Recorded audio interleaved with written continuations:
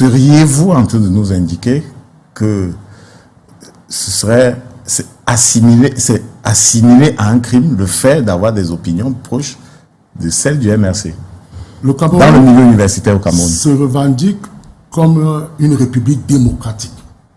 Et vous savez que dans la démocratie, je n'ai pas été très d'accord tout à l'heure avec ce qu'a dit Thierry Nyopin.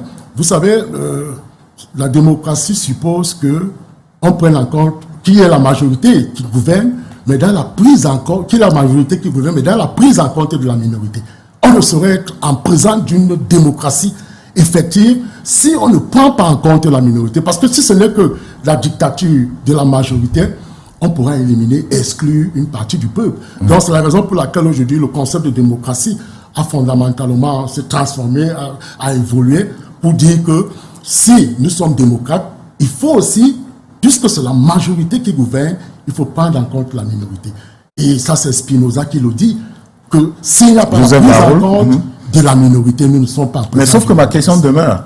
Oui. Est-ce que vous avez le sentiment dans le milieu universitaire qu'il vaut mieux ne pas avoir des opinions taxées proches du MRC si on veut avancer normalement dans sa carrière? Non, ce que je dois préciser, c'est que, et c'est le contexte général dans les universités, vous pouvez compter aujourd'hui le nombre d'universitaires, les universitaires qui vont sur les plateaux de télévision. On ne va pas dépasser 5. Vous savez, les universitaires aujourd'hui sont épris de leur carrière, sont épris du poste. C'est légitime. C'est tout à fait normal, bien sûr.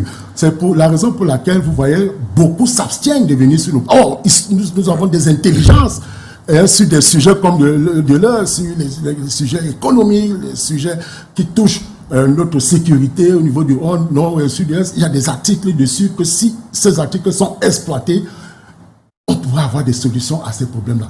Mais ce que je voulais simplement relever, c'est que dans un contexte de pluralisme politique, on devait laisser la liberté d'expression. C'est aussi un élément fondamental de la démocratie. Je voulais vous dire, c'est vrai, dans la liberté d'expression, il y a aussi la liberté de se taire. C'est la raison pour laquelle